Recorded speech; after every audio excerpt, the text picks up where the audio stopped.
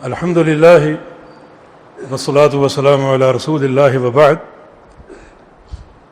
یہ ایک سوال بھیجا گیا ہے جس میں قربانی کے دنوں کی بابت میں استفسار کیا گیا ہے۔ کتنے دن ہیں؟ 4 دن یا 3 دن؟ اگر 4 دن ہوں تو یوم النحر 10 ذوالحج اور آگے 3 دن ایام تشریق کے 11، 12 اور 13، اس طرح یہ 4 دن پورے ہوتے ہیں۔ اور اگر 3 دن ہوں تو یوم النحر 10 ذوالحج اور ایام تشریق کے 3 دنوں میں سے 2 دن 11 اور 12، یعنی 13واں دن جو ایام تشریق میں داخل اور شامل ہے، اس دن کی قربانی کے کچھ لوگ قائل نہیں ہیں۔ تو یہ ایک ہم سے سوال کیا گیا کہ یہ مسئلہ، اس کی حقیقت کیا ہے۔ اور کل ہمیں ایک پرچہ دیا گیا جو غالباً کچھ نوجوانوں کی طرف سے لکھا ہوا تھا، اور اس میں 4 دن کی قربانی کو غلط قرار دیا گیا تھا، اور یہ کہا گیا تھا کہ یہ حدیث سند ضعیف ہے، اس لیے وہ دلیل نہیں بن سکتی۔ اسی پرچے کے حوالے سے کچھ ہمیں تحفظات ہیں۔ پہلی بات تو یہ ہے کہ اس میں جن لوگوں نے یہ لکھا یہ پرچہ، ان کا نام مذکور نہیں ہے، اور یہ علم کے آداب کے خلاف۔ کوئی فتویٰ ہو، کوئی کتاب ہو، تصنیف ہو، تالیف ہو، تو اس میں نام ہونا ضروری ہے۔ اس کا بھی ایک وزن ہوتا ہے تاکہ پڑھنے والا یہ دیکھے کہ یہ تحریر کس کی ہے، اس نے کہاں پڑھا ہے، اس کے مشائخ کون ہیں، اساتذہ کون ہیں، صحیح بخاری کس سے پڑھی، صحیح مسلم کس سے پڑھی، کیونکہ اس سے بھی ایک منہج کی معرفت میں آسانی حاصل ہوتی ہے۔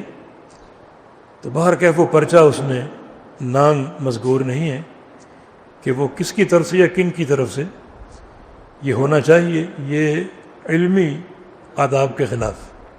کوئی بھی تحریر ہو، اس تحریر کے لکھنے والے کا نام معلوم ہونا چاہیے تاکہ اس کا منہج، اس کا عقیدہ، اس کے اساتذہ، مشائخ، اس کا ماحول، ان تمام چیزوں کا ادراک ہو سکے۔ دوسری بات یہ ہے کہ یہ چند نوجوانوں کی یہ تحریر ہے، اور تحریر کے دوران ہی ان کا علمی مستویٰ سامنے کھل گیا۔ ایک راوی عمر بن دینار، یہ عین کے ساتھ، انہوں نے الف کے ساتھ لکھا ہوا تھا، یعنی عمر عین میم را واو، عمر مشہور راوی، انہوں نے لکھا ہوا ہے عمر الف کے ساتھ، الف میم را۔ تو یہیں سے وہ علمی ایک وزن سامنے آ جاتا ہے کہ یعنی کتنے پانی میں ہیں وہ۔ میں پہلے ایک نصیحت دوں گا ان نوجوانوں کو کہ ایک ایسا مسئلہ جو آج بحمدللہ دنیا بھر میں زیر عمل ہے، اس میں اگر ایک رائے آپ کی ایک الگ ہے، منفرد ہے، تو یہ امت پہلے ہی بہت ہی تقسیم در تقسیم کا شکار ہے۔ اس میں کوئی نئے نئے شوشے چھوڑنا اور مزید فتنے یا اندیشے پیدا کرنا مناسب نہیں۔ ایک آپ کی تحقیق ہے، آپ 2 ہیں، 4 ہیں، 10 ہیں، اسے اپنے تک محدود رکھیں۔ آپ 4 دن قربانی نہ کریں، لیکن وہ مسئلہ جو آج بڑے بڑے اعیان اختیار کر چکے، شیخ البانی، شیخ ابن باز، شیخ ابن عثیمین، شیخ بدیع الدین راشدی، شیخ صالح الفوزان، کتنے نام گنواؤں، سب کا یہ مسلک ہے کہ قربانی کے 4 دن۔ آج ہم نے وہ خطبہ سنا عید کا، حرم مکی کا اور حرم مدینہ منورہ کا، دونوں ممبروں سے 4 دن کی قربانی کا اعلان ہو، دونوں ممبروں سے، مکہ مکرمہ سے بھی اور مدینہ منورہ سے بھی 4 دن کی قربانی کا اعلان ہو۔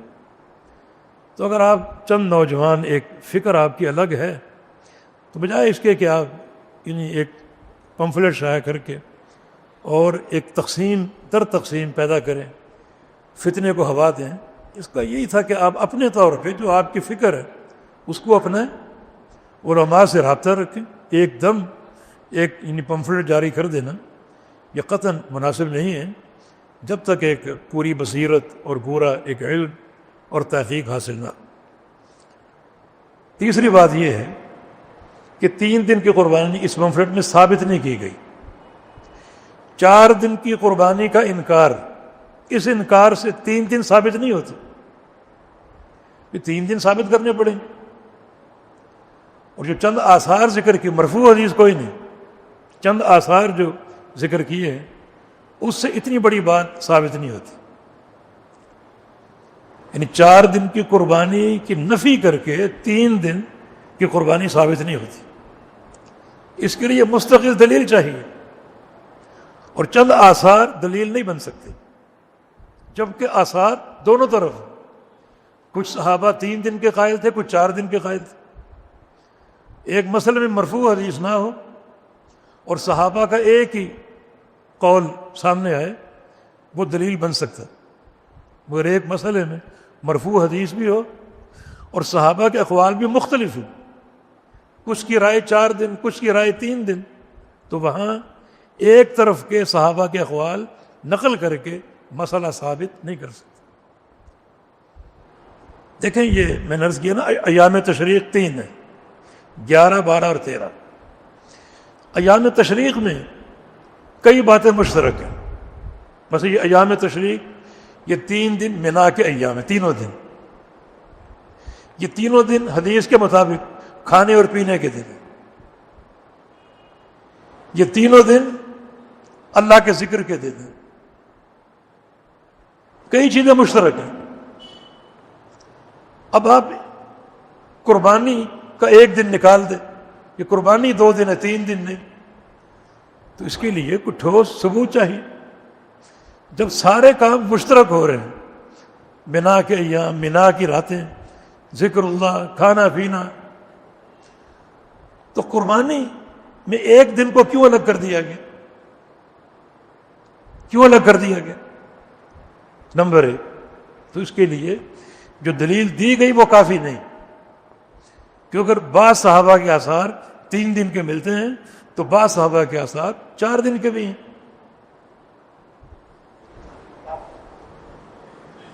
اور تیسری بات یہ ہے کہ ایک صحیح حدیث جس کا اس پمفلٹ میں ذکر نہیں کیا گیا، اس میں صرف ایک صحابی جناب جبیر رضی اللہ عنہ کی حدیث پر بحث کی گئی، اس کے 4-5 طرق تھے، ان کو زیر بحث لائے گئے اور ان پر کلام کیا گیا، ان پر کلام کیا گیا، ایک ہی صحابی کی روایت پر، جناب جبیر رضی اللہ عنہ، جبکہ ایک حدیث جو سنن کبری بہقی میں ہے اور وہ جبیر کی روایت سے نہیں ہے، عن رجل من اصحاب رسول اللہ صلی اللہ علیہ وسلم، کہ نبی علیہ السلام کے صحابہ میں سے ایک صحابی کی روایت، اس کا نام مذکور نہیں، اور صحابی کا نام مذکور نہ ہو تو یہ کوئی جرح نہیں۔ کیوں؟ اس لیے کہ تمام صحابہ عادل اور ثقہ ہیں، ان کا نام لو یا نہ لو اس کی کوئی ضرورت اور کوئی یہ موجب جرح نہیں ہے۔ ہاں صحابہ کے بعد آپ کسی راوی کا نام مجہول رکھیں تو وہ ایک جرح ہے، لیکن صحابی کا نام اگر مبہم ہے تو وہ جرح نہیں۔ وہ صحابی روایت کرتے نبی علیہ السلام سے کہ ایام التشریق کلھا ذبح، ایام تشریق سارے ذبح کے دن ہیں۔ ایام تشریق 3 ہیں، چاند کی 11، 12 اور 13۔ یوم النحر اس سے الگ ہے، یعنی یوم النحر بھی اور وہ 3 دن ایام تشریق بھی، وہ روایت صریح ہے کہ سب ذبح کے دن، اور یہ سند صحیح ہے۔ شیخ البانی رحمہ اللہ نے اس کی سند کو صحیح کہا ہے، ایک ایک راوی کی توثیق انہوں نے نقل کی ہے، اور ساتھ یہ کہا کہ ھذا شاہد قوی، یہ ایک قوی شاہد ہے ان حدیثوں کے لیے جن حدیثوں کو اس پمفلٹ میں جرح کی گئی۔ اچھا، یہاں ایک نقطہ اور ہے، یہ جرح جو کی گئی 5-6 اسانید پر، وہ جرح ایک ہی شخصیت کے کندھوں پر قائم ہے، اور وہ ہیں شیخ زبیر نزئی رحمہ اللہ۔ ہمارے وہ فاضل دوست تھے اور بڑے محترم محدث، اس دور کے محدث۔ اصل میں شیخ زبیر کا بقیہ مشائخ سے اس مسئلے میں ایک ٹیکنیکل اختلاف ہے۔ وہ اس قسم کے طرق کے جمع ہو جانے کو قابل قبول نہیں مانتا، جبکہ بہت سے سعودی علماء بڑے بڑے اساتذہ انہوں نے 4 دن کی قربانی کا قول اختیار کیا اور کہا کہ یہ جبیر کی حدیث جو ہے، یعنی لہو طرق یقوی بعضها بعضا، اس کی کئی سندیں ہیں اور ہر سند ایک دوسرے کو مضبوط کر رہی، تو مسئلے کی تقویت بنتی ہے، کچھ نہ کچھ اصل بنتا ہے۔ یہ ایک نقطہ اختلافی یعنی شیخ زبیر رحمہ اللہ اور بقیہ علماء کے مابین۔ بقیہ علماء اس قسم کے متفرق طرق میں ان کے جمع ہونے کو وہ کچھ نہ کچھ طاقت قرار دیتے ہیں۔ شیخ زبیر اس کو ضعیف ہی مانتے تھے، تو اس اصولی اختلاف کی بنا پر شیخ زبیر نے ان کو ضعیف کہا، بقیہ علماء نے ان طرق کو جو ہے وہ قابل قبول یا حسن درجے کا قرار دیا۔ تو بہرحال اب نقطہ جو اس اختلاف کا سبب ہے کہ یہ مختلف طرق مل کر حدیث کی قوت کا سبب بنتے ہیں نہیں بنتے، یہ اب الگ مسئلہ ہوں گے، اس کی تحقیق ضروری۔ لیکن جو سلفاً اور اس دور سے چلا آ رہا ہے وہ یہی ہے کہ حدیث اگر ضعیف ہے اور مختلف اس کی اسانید ہیں، طرق ہیں، راوی میں طعن اگر عدالت میں نہیں بلکہ طعن اس کے حفظ میں ہے، تو وہ حدیث اگر کئی طرق سے آتی ہے تو کئی طرق اکٹھا ہو کر اس کی تقویت کا باعث بن سکتے۔ جیسے ایک پاگل آدمی آپ سے کہے کہ باہر آگ لگی ہوئی، آپ کہیں پاگل ہے چھوڑ دو، ایک پاگل اور آ جائے باہر آگ لگی، تو کچھ نہ کچھ آپ کا ماتھا ٹھنکے گا کہ دونوں ایک ہی بات کریں۔ ایک تیسرا آ جائے باہر آگ لگی ہوئی، اب آپ حالانکہ تینوں کی بات کو اثر نہیں رکھتی، مگر آپ سوچیں گے کہ تینوں ایک ہی بات کریں۔ اب جو بقیت المحدثین یا علماء وہ کہتے ہیں کہ حدیث ضعیف ہے، راوی ضعیف ہے، جس پر سند کا مدار ایک راوی حجاز میں، ایک راوی بغداد میں، ایک مصر میں وہ راوی وہی حدیث بیان کر رہے ہیں، بغداد میں راوی وہی حدیث بیان کر رہے ہیں، حجاز کا راوی وہی حدیث بیان کر رہے ہیں، اور ایک راوی جناب ماوراء الانہار وہ روس میں ہے، خراسان میں، وہی حدیث بیان کر رہے ہیں۔ اب اگرچہ وہ ضعیف ہیں حفظاً، عدالتاً نہیں حفظاً، مگر چاروں بات ایک ہی کر رہے، تو کچھ نہ کچھ اس کا اصل آپ ماننے پر آمادہ ہوں گے ضرور۔ تو یہ ایک نقطہ اختلاف ہے۔ اس نقطہ اختلاف پر آپ نے جو مسلک نقل کیا ان شخصیت کا جن کا اصولی طور پر یہ مذہب ہے کہ مختلف طرق مل کر حدیث کی ترقی کا باعث نہیں بنتے، جبکہ بقیہ علماء اس کی ترقی کو مانتے ہیں اور تسلیم کرتے ہیں، تو پھر یہ سارا اختلاف ایک قضیے پر قائم ہو گیا، دوسرے قضیے پر۔ اب بہت سی شہادتیں موجود ہیں علماء کی کہ یہ حدیث جبیر اگرچہ اس کی یعنی کئی سندیں ہیں، 5-6 اسانید نقل کی گئی، اور اگرچہ ہر سند میں راوی میں ضعف ہے، لیکن مختلف اسانید مل کر مسئلے کی تقویت اصل کا باعث بن جاتے ہیں۔ پھر آخری بات یہ عرض کرنا چاہوں گا کہ 4 دن کی قربانی قرآن سے اس کا اشارہ ملتا ہے، 4 دن کی قربانی کا قرآن سے اشارہ ملتا ہے۔ اللہ تعالیٰ کا فرمان کہ فَاذْكُرُوا اللَّهَ فی ایام معدودات، ایام معدودات جو گنتی کے دن ہیں، ان دنوں میں اللہ کا ذکر کرو۔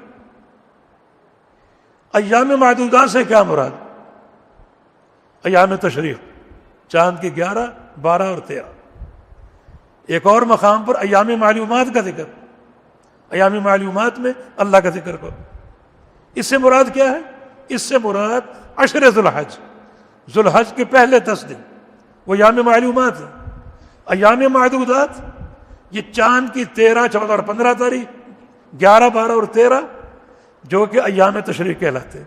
فرمایا کہ ایام تشریق میں اللہ کا بہت ذکر کرو۔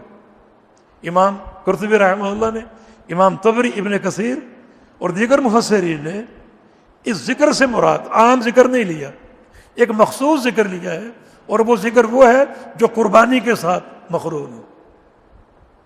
بسم اللہ اللہ اکبر، یعنی کثرت سے قربانی دو، اور جب قربانی دو گے تو کثرت سے اللہ کا ذکر آئے گا، کثرت سے اللہ کا ذکر آئے گا۔ تو یہ ایام معدودات، یہ 3 دن ہیں، 11، 12 اور 13، تو یہ 3 دن اس مخصوص ذکر کے معنی قربانی کے بھی، کیونکہ یہ ذکر جس کا یہاں حکم دیا گیا یہ قربانی سے مقرون ہے۔ اور اس میں مفسرین نے بہت سے علماء، محدثین اور ائمہ کے اقوال نقل کی ہیں کہ یہ ذکر عام ذکر نہیں بلکہ وہ ذکر ہے جو قربانی سے مقرون۔ تو مانا یہ 3 دن جو ہیں اس ذکر کے دن ہیں، جب اس ذکر کے دن ہیں تو یہ ذکر قربانی سے منسلک ہے تو قربانی کے بھی ہیں۔ تو ایک اشارہ قرآن نے دیا، اس کو بولتے ہیں اشارۃ النص۔ ہمیشہ ہر مسئلہ صریح نص سے ثابت نہیں ہوتا، نص یا دلیل کی کئی قسمیں، ایک ہے اشارۃ النص کہ ایک نص سے ایک ایسا اشارہ آپ کو مل رہا ہے کہ اس مسئلے کو ثابت کر رہا ہے، اور کوئی اس کے خلاف قرینہ موجود نہیں ہے تو اس کو آپ اختیار کر سکتے ہیں، اپنا سکتے ہیں۔ تو اس نص نے یہاں اشارہ دیا ہے کہ قربانی کے واقعتاً 4 دن ہیں۔ تو اتنے یعنی محکم دلائل سے ثابت ایک مسئلہ ہو تو وہ چند آثار سے اس کا آپ انکار نہیں کر سکتے، اس کے لیے پھر محکم دلائل پیش کیجیے جو وہاں موجود نہیں ہے۔ تو اللہ تعالی ہمیں ایک جو چیز ایک چل رہی ہے سلفاً اور قرناً بعد قرن، اور علماء اس پر قائم اور عامل ہیں، اور آج تقریباً ایک متفق علیہ یہ مسئلہ ہے، تو اس میں ایک اختلافی جو ہے وہ شوشے چھوڑنا تاکہ چیمے گوئیاں ہوں، فتنے ہوں، لوگ شک و شبہ کا شکار ہوں، تو یہ کوئی مناسب حال نہیں ہے۔ واللہ تعالی ولی التوفیق، وآخر دعوانا ان الحمد للہ رب العالمین۔